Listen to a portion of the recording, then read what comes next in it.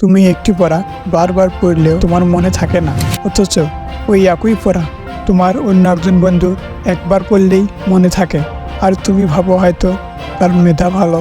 আসল কথা ওটা নয়, তুমিও পাবে যদি মনোযোগ সহকারে পড়ো। আর কি করলে তোমার পড়ায় মনোযোগ বসবে এবং দিনে কখন কখন পড়তে হবে এসবই জানতে পারবে এই ভিডিওতে। পড়ায় মনোযোগী হওয়ার জন্য কয়েকটি নিয়ম বলবো।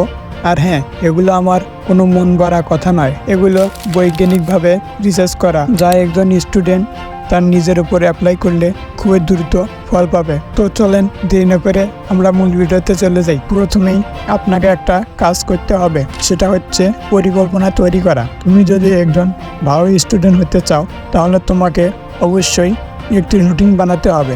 তুমি সেখানে তোমার সময় অনুযায়ী টাইম সেট করবে। আর তুমি খেয়াল করে দেখবে প্রত্যেকটা ভালো স্টুডেন্টেরই একটা রুটিন থাকে, তাদের একটা লাইফ স্টাইল থাকে, সেরকমটা তোমাকেও তৈরি করতে হবে। এটি তোমার পড়াশোনায় মনোযোগী হতে সাহায্য করবে। 2 নম্বরে তোমাকে যে কাজটা করতে হবে সেটা হচ্ছে নিজের প্রতি নিজেকেই চ্যালেঞ্জ নিতে হবে। হ্যাঁ ভাই, জীবনে যদি আপনি চ্যালেঞ্জ না নেন তাহলে কখনোই কিছু করতে পারবেন না। তাই পড়াশোনার বিষয়েও এই কাজটি করতে হবে। তুমি পড়তে বসার আগে নিজেই নিজেকে বলবে যে আমি এই অধ্যায়টি পড়ে শেষ করে উঠবো। এতে করে তোমার পড়াও হবে, তোমার পড়ায় মনোযোগও বাড়বে। এরপর তুমি যখন পড়তে বসবে একটানা দীর্ঘ সময় পড়বে না, এতে করে তোমার মনোযোগ নষ্ট হয়ে যাবে। মনে করো 30 কিংবা 40 মিনিট পরে এই 5-10 মিনিটের জন্য বিরতি নেবে। আর হ্যাঁ, যখনই পড়ে বসবে দেখবে নিরিবিলি জায়গায় একা একা পড়ে বসবে। বেশি জনসংখ্যার মাঝে কিন্তু পড়া হয় না। তাই যদি একজন ভালো স্টুডেন্ট হতে চাও তো একা একা নিরিবিলি জায়গায় পড়তে বসো। এতক্ষণ তো বললাম কিভাবে পড়বে, এখন জানবো কখন কখন পড়বে। পড়াশোনা করার জন্য সকালের চেয়ে আর কোনো ভালো সময় হয় না, কারণ সকালবেলা আমাদের মাইন্ড ফ্রেশ থাকে।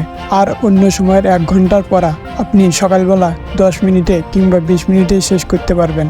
তাই তুমি যদি পড়াশোনায় মনোযোগী হতে চাও, ক্লাসের মধ্যেও টপার হতে চাও, তাহলে তোমাকে অবশ্যই সকালের সময়কে গুরুত্ব দিতে হবে। আরেকটি সময় হচ্ছে রাতে। যদি তোমার রাতে পড়ার অভ্যাস না থাকে তাহলে তুমি কখনোই একজন ভালো স্টুডেন্ট হতে পারবে না। রাতে যখন সবাই ঘুমিয়ে পড়ে ভালো স্টুডেন্টরা তখনই পড়তে বসে। আর রাতে বাইরের শব্দ কম হয়, পড়াশোনায় অনেক মনোযোগ পাওয়া যায়। আরেকটি কথা হচ্ছে যতটা পারো নিজেকে মোবাইল কিংবা সোশ্যাল মিডিয়া থেকে দূরে রাখবে। তো এই ছিল পড়াশোনায় মনোযোগী হওয়ার জন্য কয়েকটি টিপস, যা একজন স্টুডেন্ট তার নিজের ওপর অ্যাপ্লাই করলে খুবই দ্রুত পড়াশোনায় মনোযোগী হতে পারবে। তো বন্ধুরা, ভিডিওটা যদি ভালো লেগে থাকে তাহলে ভিডিওতে একটা লাইক, আরও এরকম কার্যকরী ভিডিও পেতে চ্যানেলটা অবশ্যই সাবস্ক্রাইব করবেন। সবাই ভালো থাকবেন, সুস্থ থাকবেন, দেখা হবে অন্য কোনো ভিডিও।